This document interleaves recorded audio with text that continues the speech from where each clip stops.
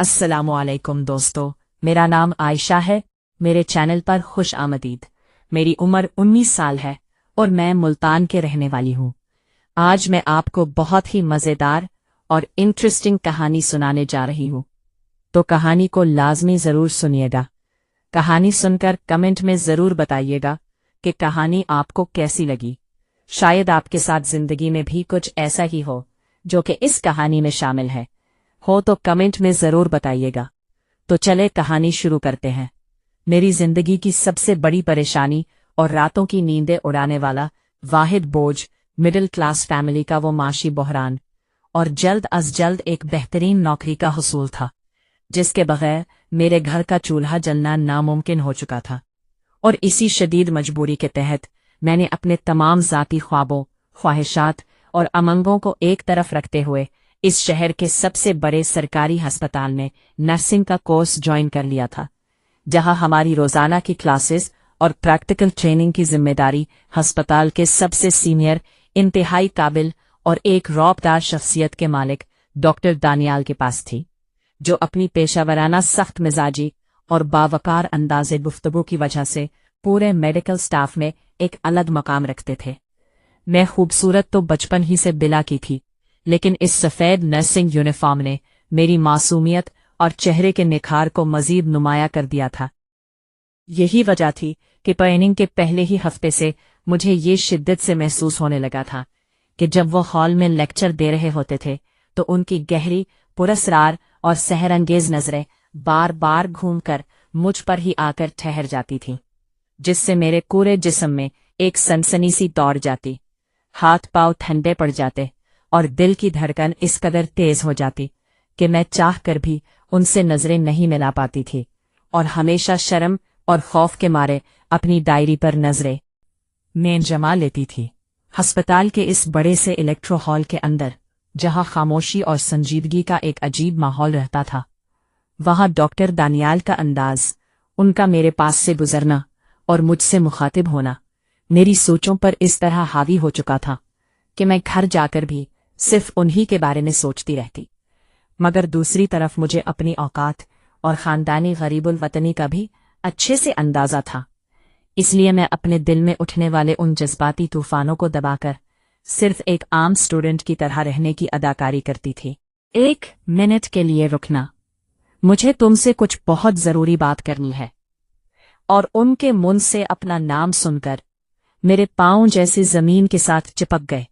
और पूरा कमरा मुझे घूमता हुआ महसूस होने लगा। वो आहिस्ता आहिस्ता चलते हुए मेरे इतने करीब आकर खड़े हो गए कि मुझे उनके महंगे परफ्यूम की तेज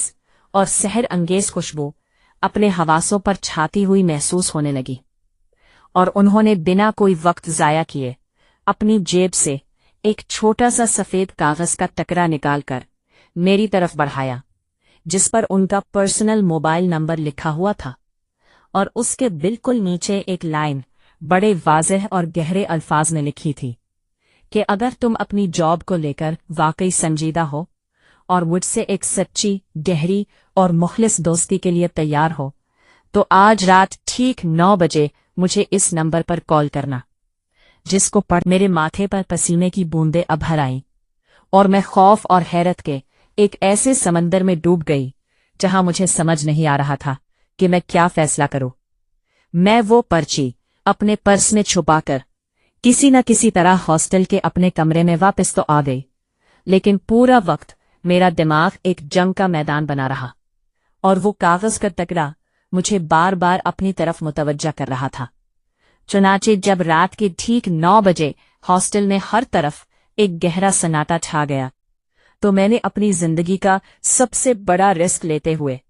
कांपती हुई उंगलियों से डॉक्टर दानियाल का वो नंबर डायल किया। और जैसे ही दूसरी तरफ से उनकी वही रोबदार मगर इस बार इंतहाई नर्म और पुरसकून आवाज सुनाई दी, तो मेरे दिल की धड़कन एक पल के लिए रुक गई। लेकिन उन्होंने बात का आगाज इतने अच्छे और शाइस्ता अंदाज में किया कि मेरा आधा डर वही खत्म हो गया, और उन्होंने मुझे ये यकीन दिलाया कि वो मेरी मजबूरियों से वाकिफ हैं और वो जिंदगी के इस कठिन सफर में सिर्फ मेरी मदद ही नहीं करना चाहते, बल्कि मुझे अपना बनाना चाहते हैं। और जब उन्होंने अगले हफ्ते से शुरू होने वाली नाइट शिफ्ट का जिक्र करते हुए मुझे ये मशवरा दिया कि हॉस्टल के शोर शराबे और सख्त माहौल से बचने के लिए मैं इस पूरे हफ्ते उनके ज़ाती और इंतहाई महफूज अपार्टमेंट पर शिफ्ट हो जाऊं, तो जॉब छिन जाने के खौफ और उनकी सहर अंगेज शख्सियत के सहर के आगे घिटने टेकते हुए मैंने नम आंखों के साथ हिचकिचाते हुए हाँ कह दी। जब वो रात आई तो मैं तयशुदा प्रोग्राम के मुताबिक अस्पताल के पिछले अंधेरे गेट से खामोशी के साथ बाहर निकली, जहां डॉक्टर दानियाल अपनी चमकेती हुई ब्लैक गाड़ी के साथ मेरा इंतजार कर रहे थे, और मेरे बैठते ही उन्होंने गाड़ी को शहर की मसरूफ सड़कों की तरफ मोड़ दिया, जबकि रास्ते भर उनकी मोहब्बत भरी नजरें बार बार मेरे चेहरे का तवाफ करती रहीं, जिससे मेरे अंदर का खौफ आहिस्ता आहिस्ता एक अजीब से सुरूर में बदलने लगा। जब हम उनके खूबसूरत, पुरताईश और पुरसकून अपार्टमेंट के अंदर पहुंचे, जहां मध्यम लाइट्स जल रही थीं और हॉल की मेज पर बाजार से लाया हुआ गरम खाना सजा हुआ था, तो मुझे यूं लगा जैसे मैं किसी दूसरी ही दुनिया में आ गई हूं। और डॉक्टर दानियाल ने एक रिवायती और सच्चे मुखलिस इंसान की तरह मेरे आराम का पूरा ख्याल रखा और मुझे सोफे पर बिठाकर खुद टीवी पर एक रोमानवी और धीमी सी मूवी लगा दी, और फिर वो आहिस्ता से मेरे बिल्कुल करीब आकर बैठ गए, जहां उनके हाथ का पहला हल्का सा लम्स जब मेरे कंधे पर महसूस हुआ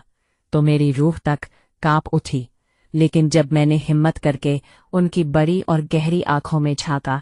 तो मुझे वहां किसी अय्याश इंसान की हौस नहीं, बल्कि एक सच्चे साथी की तड़प और मेरी मासूमियत के लिए बेपनाह मोहब्बत नजर आई।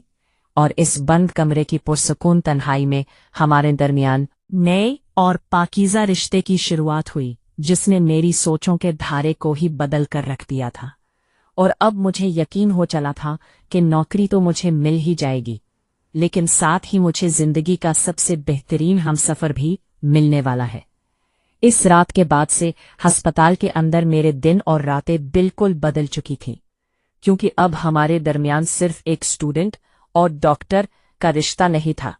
बल्कि वो मेरी रूह का हिस्सा बन चुके थे। अगरचे अस्पताल के अंदर बदनामी और स्टाफ की बातों से बचने के लिए हम दोनों एक दूसरे से इंतहाई प्रोफेशनल और अजनबियों की तरह मिलते थे, ताकि किसी को भी कानो कान खबर ना हो, लेकिन वार्ड्स के चक्कर लगाते हुए उनका छुप कर मुझे देखना और चेहरे पर एक हल्की सी मुस्कुराहट लाना मेरे दिन भर की थकन को मिटाने के लिए काफी होता था। और वो अक्सर मेरी ड्यूटीज भी ऐसी जगह लगवाते थे जहां मुझे ज्यादा काम ना करना पड़े, जिसकी वजह से अस्पताल की दूसरी नर्सेस मुझसे हसद करने लगी थीं। मगर ये खुशियां ज्यादा दिन तक कायम न रह सकी, क्योंकि अस्पताल की एक senior head nurse miss Nasreen, जो खुद काफी अरसे से डॉक्टर दानियाल को हासिल करने के ख्वाब देख रही थी और जिनकी नजरें हमारे इस और पिछले गेट पर गाड़ी में बैठने के मनाजिर पर पड़ चुकी थी, उन्होंने मेरे खिलाफ एक इंतहाई घिनौनी और जहरीली साजिश तैयार कर ली। और फाइनल प्रैक्टिकल इम्तिहान वाले दिन सुबह सवेरे मेडिकल स्टोर से कुछ इंतहाई कीमती और नायाब दवाएं गायब करके चुपके से मेरे जाती लाकर में छुपा दी, ताकि मुझे चोर और बदकिरदार साबित करके अस्पताल से हमेशा के लिए निकलवा दिया जाए। और जब राउंड के दौरान अस्पताल के सख्त मिजाज डायरेक्टर के सामने अचानक मेरे लाकर की तलाशी का हुक्म हुआ और वो तमाम दवाएं वहां से बरामद हुई, तो मेरे पैरों तले से जमीन निकल गई और मैं अपने दामन पर लगे ने वाले इस दाग को देखकर फूट फूट कर रोने लगी, क्योंकि मुझे मालूम था कि इस इल्जाम के बाद जॉब तो दूर की बात है, मेरा पूरा कैरियर बर्बाद हो जाएगा। और मिस नसरीन के चेहरे पर इस वक्त एक फातिहाना और जहरीली मुस्कुराहट थी। लेकिन ऐन इस वक्त जब डायरेक्टर साहब मेरी मातली के ऑर्डर पर साइन करने ही वाले थे, डॉक्टर दानियाल पूरे जलाल के साथ हॉल में दाखिल हुए और उन्होंने अस्पताल के मेन सिक्योरिटी रूम से निकाली गई सीसीटीवी कैमरे की वो खबीर फुटेज डायरेक्टर की मेज पर पिटक दी, जिसमें मिस नसरीन खुद रात के अंधेरे में वो दवाएं चोरी करके मेरे लॉकर में रखते हुए साफ देखी जा सकती थीं, जिससे दूध का दूध और पानी का पानी हो गया और मिस नसरीन को इसी वक्त नौकरी से बरतरफ करके पुलिस के हवाले कर दिया गया। इस बड़े तूफान और इम्तिहान के गुजर जाने के बाद अस्पताल की इंतजामिया ने न सिर्फ मुझसे सरकारी तौर पर माजरत की, बल्कि जब फाइनल रिजल्ट का ऐलान हुआ तो मेरा नाम टॉप मेरिट पर सबसे ऊपर था और मुझे मुस्तकिल जॉब का ऑफिशियल लेटर जारी कर दिया गया, जिसको हाथ में लेते ही मेरी आंखों से खुशी के आंसू बहने लगे, क्योंकि मेरी फैमिली की गुर्बत और परेशानियां अब हमेशा के लिए खत्म होने जा रही थी। लेकिन मेरी जिंदगी का सबसे बड़ा और खूबसूरत सरप्राइज अभी मेरा मुंतजिर था, क्योंकि इसी शाम जब मैं अपनी पहली सरकारी ड्यूटी खत्म करके अस्पताल के बाहर आई तो डॉक्टर दानियाल अपनी गाड़ी के पास खड़े रवायती मुस्कुराहट के साथ मेरा इस्तकबाल कर रहे थे, और वो मुझे अपने साथ सीधा मेरे इस छोटे और गरीबाना घर ले गए, जहां पहुंचकर मेरी हैरत की इंतहा ना रही, क्योंकि उनके मुअज़्ज़िज़ वालिदैन पहले ही मेरे अम्मी अब्बू के पास बैठकर चाय पी रहे थे